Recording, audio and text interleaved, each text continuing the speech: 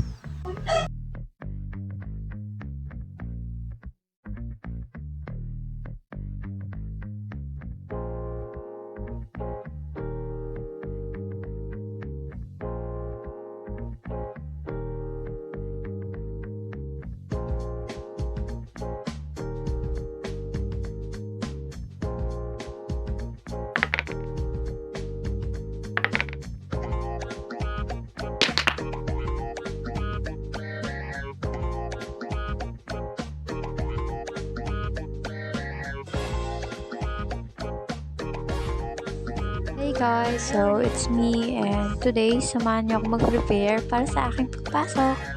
So nag-prepare lang ako ng breakfast and then kumain na ako. And after that, naligo na rin ako and nag-bihes and nagsuklay-suklayan. And I'm ready to go. So, bye.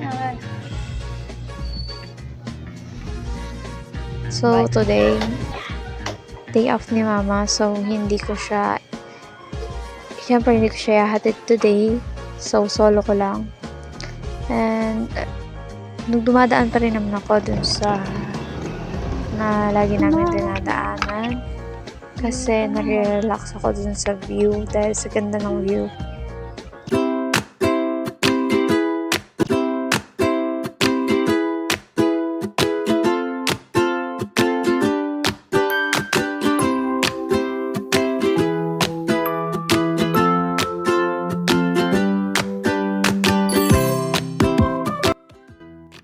Good morning! Maya payabak po kay Kayungan. So, ganito po yung routine natin kada umaga. Magtutukli po tayo ng pinaghigaan at saka natin itatabi. Makikita niyo po dyan na nagtatrabaho pa si tita. At katapos, magpupusod ako para dumiretso na sa lababo.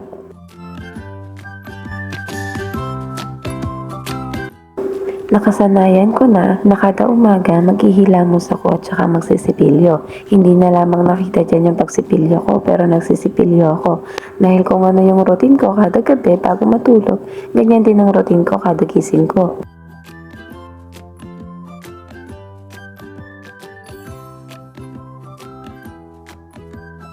Sa mga oras naman na yan, kinuha ko yung tuwalya sa labas dahil nakalimutan kong bumili ng tissue kahapon bago umuwi. Sa part naman na to, inutusan akong magbalat ng hotdog na tita para daw pang umagahan namin at siya yung magluluto. Nung nakaraan kasi sinukmura ako dahil wala laman yung tiyan ko. Hindi ko na lang nasama sa video pero kumain ako at katapos kong kumain, hiniready ko na yung susutin ko at saka naligo. At ayan, nakikita nyo naman gumagayak na ako papasok. Nakalimutan ko palang banggitin na may exam ako ngayong araw, kaya maaga akong gumayak para makapasok at makapagbasa pa rin sa eskwelahan.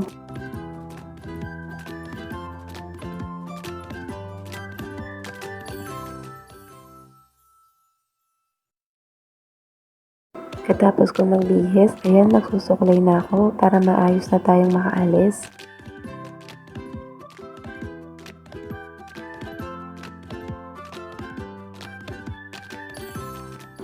Kapag alam kong ready na ang lahat, aalis na tayo. Ilalak ko yung pinto dahil tulog yung may iwan sa bahay. Ganyan pala yung routine ko. Kada papasok ako, maglalakad ako hanggang kanto tapos mag-aabang ng tricycle. Sa punto na yan, nakasakay na ako ng tricycle. Talagang swertihan na lang kung makakasakay ka agad karating mo sa kanto o maghihintay ka pa ng matagal.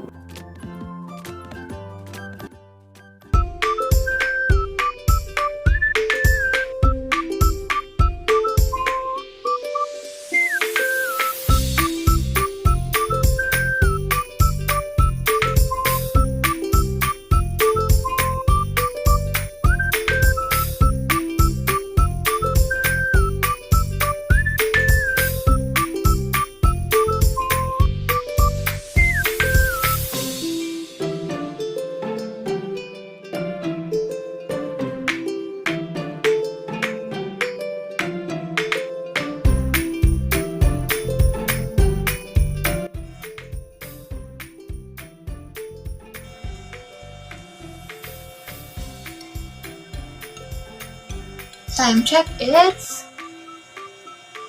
4:05 a.m. Madaling araw at November 29, Wednesday.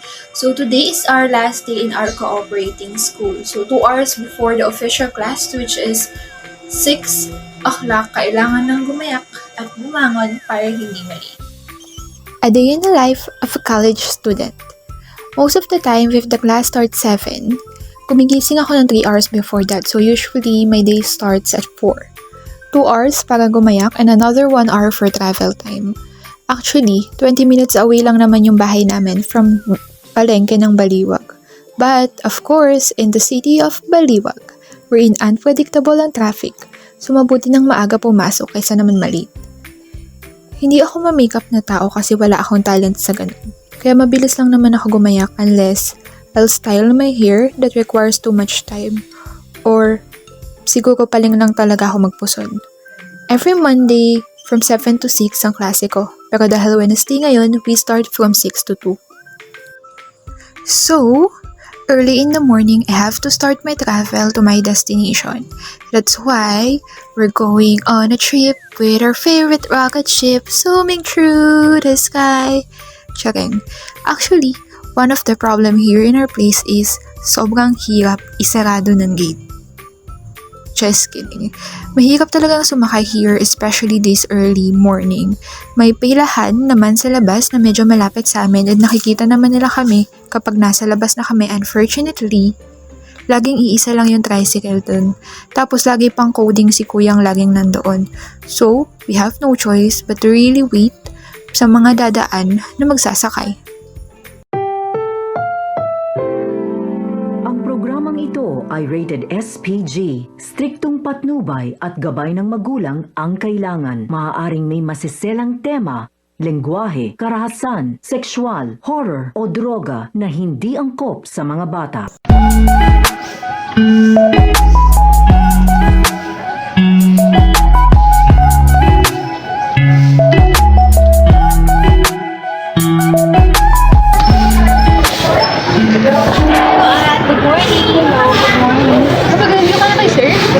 Bukas na nga lang.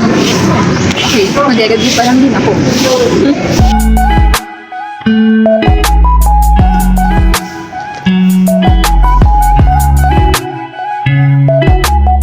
Pagawa na yung activity. Meron ba? Meron. Wala pa ako. Panahon na para umpisahan siya.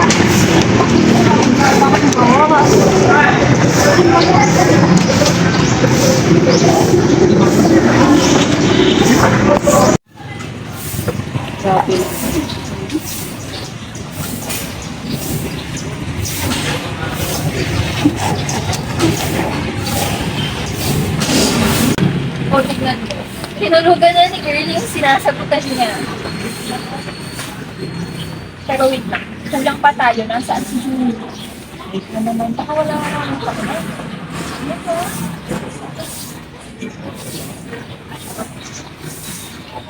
Oh, confirm. Nag-chat sa GC. Wala kang masakyan. Wait na naman yan.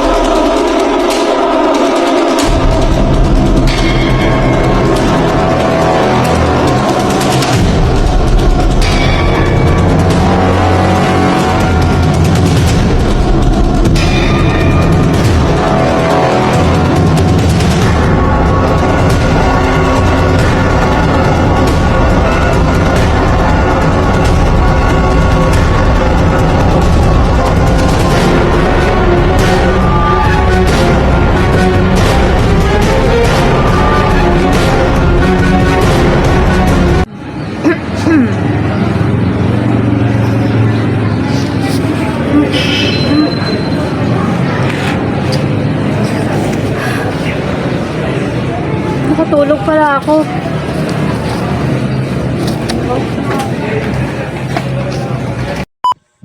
Ay, naku, ang daming activity na gagawin.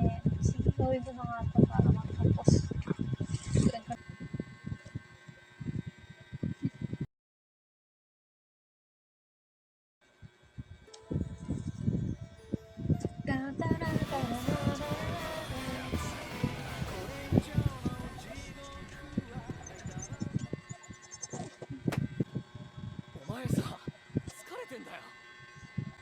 Isang episode pa. Isang episode pa. Isa pa. Isa pang episode. Isa pa.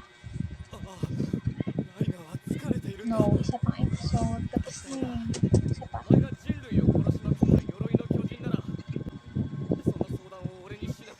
Hala. Last na. Last na. もうすぐみんなが会いに来るよ。嬉しいでしょ。 Hala, alauna na. Apa pa ako bukas? Wala na. Wala.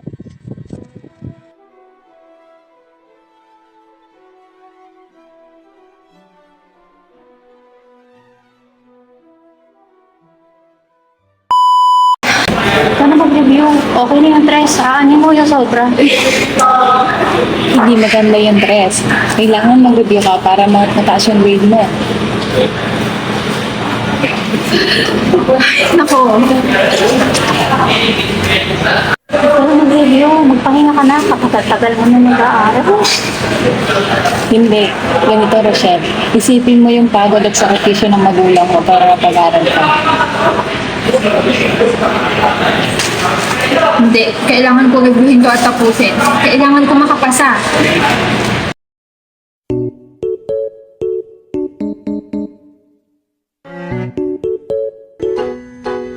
Bawat bata may tanong, Ba't ganito? Ba't ganon? hayaang buksan ang isipan. Sa science o agham, tayo na sa siniskwela. Tuklasin natin ang siyensya.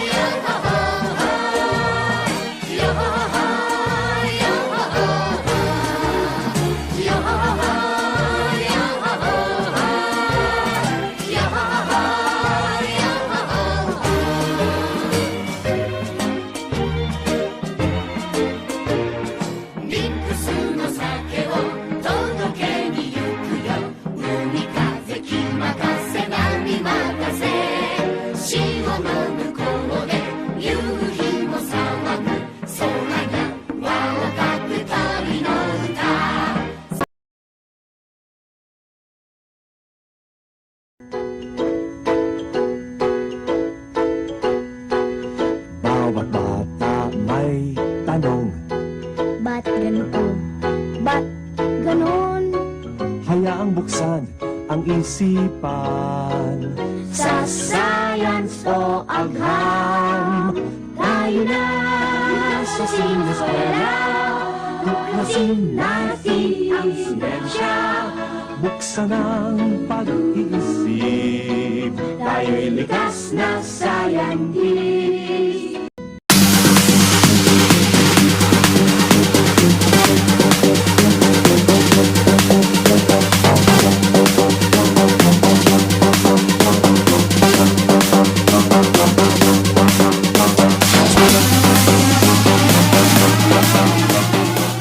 Guys, so nandito tayo ngayon sa BSU. So, mag-i-interview tayo ng random students. Tatanong natin sa kanila kung ano yung mga struggles nila ngayon as a college student. Tara na, mag-rap na tayo.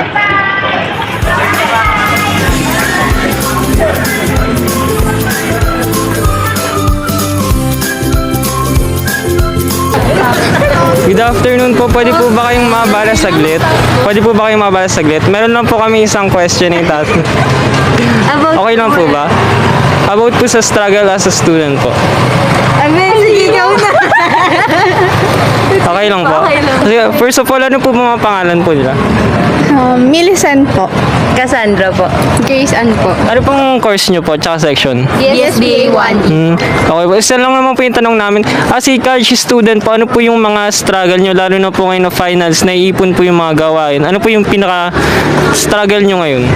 Natatambakan po kami ng gawain and since natatambakan nga po kami, parang napuput po lahat ng pressure sa amin din.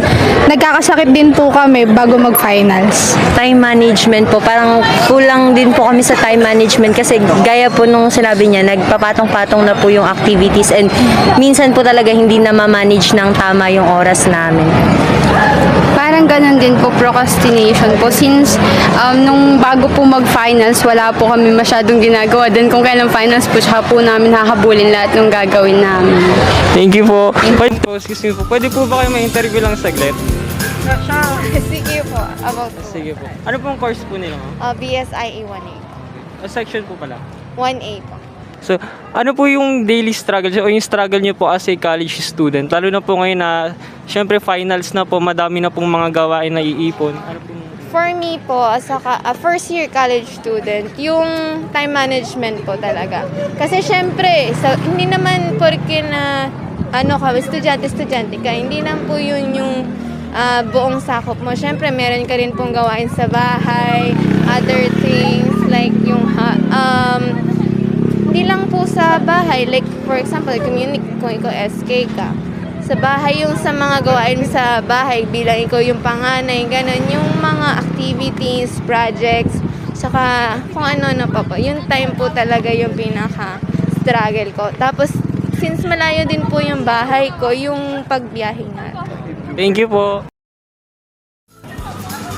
Good afternoon. Pwede ba kayong ma-interview saglit? Isang question lang. Nagmamadali ba kayo? Hindi naman. Sige. Ano pong pangalan nila? Sian. Sian. Kiyoshi. CJ. So, as a college student po, ano po ba yung mga daily struggles nyo? Yung mga struggles nyo as a college student, lalo na po ngayon na final week na exam. Nako po, tambakan yung mga presentation and projects. Same din talaga. Same din, projects and presentation. Thank you po. Kayo, as a student, anong mga struggle nyo?